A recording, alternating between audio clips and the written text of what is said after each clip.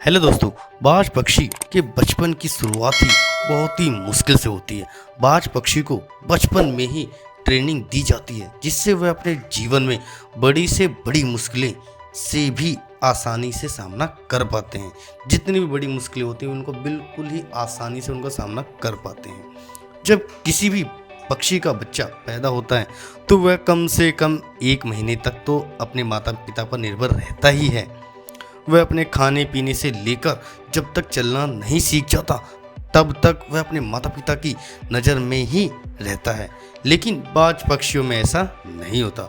बाज पक्षी सबसे उल्टा चलते हैं। जब एक बाज माता अपने बच्चे को जन्म देती है तो उस समय उसके बच्चे की ट्रेनिंग शुरू हो जाती है।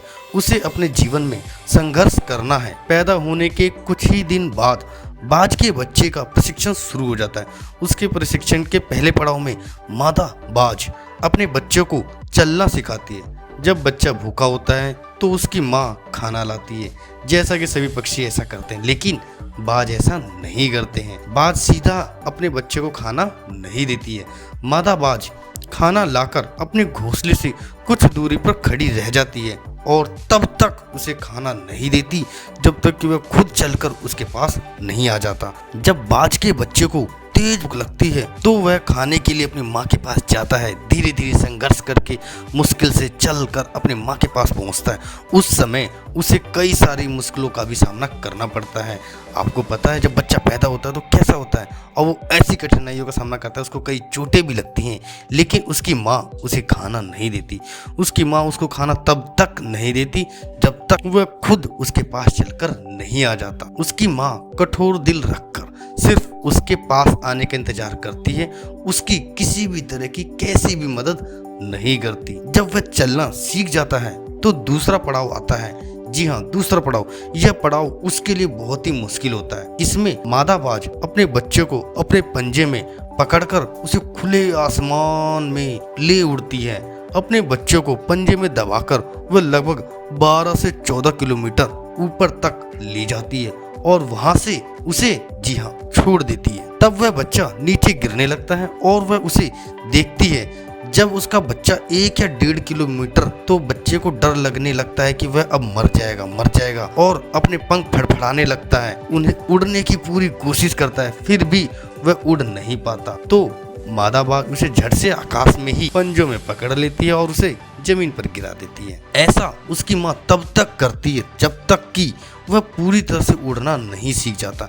इस प्रकार से एक बाज के बचपन की शुरुआत होती है और उसे इस कठिन प्रशिक्षण को करना पड़ता है। इस कठिन प्रशिक्षण से वह अपने जीवन में बहुत कुछ सीखते हैं और इसके कारण ही वह अपने से दुगना वजन का भी शिकार आसानी से कर सकता है और उसे आसमान में ले उड़ता है। इस प्रशिक्षण से वह मजबूत और शक्तिशाली हो जाता है। जी हाँ, हमें भी बाज के इस प्रशिक्षण से जीवन में बड़ी ही सीख मिलती है। हर व्यक्ति, जानवर या पक्षी अपने बच्चे को बहुत प्यार करता है। इसका मतलब ये नहीं कि वह उसे अपने पर निर्भर ही रखे। जी नहीं, उसे जिंदगी में मुश्किलों का सामना करना भी सिखाएं जिसके कारण वह अपनी प्रतिभा दिखा सके और अपने एक बेहतर व्यक्तित्व का कायम कर सके। हमेशा अपने बच्चों को यही सिखाएं कि जिंदगी का दूसरा नाम ही संघर्ष है। अपने जीवन में यदि कुछ भी हासिल करना है तो संघर्ष करना ही पड़ेगा। आई होप आपको इस स्टोरी से काफ़ी कुछ सीखने को मिला होगा। आपके अंदर भी एक चिंगारी जगी होगी। जब मैं स्टोरी पढ़ रहा था तो मेरे अंदर भी चिंगारी जग रही थी और वही चिंगारी मैं आपके अंदर भी जगाना चाहता हूँ कि आपको पता है कि ज़िंदगी का दूसरा नाम ही संघर्ष है। तो प्लीज़ आप भी अपनी लाइफ में किसी भी चुनौतियों का सामना करें तो उससे हार ना माने, एक बार और करते रहें।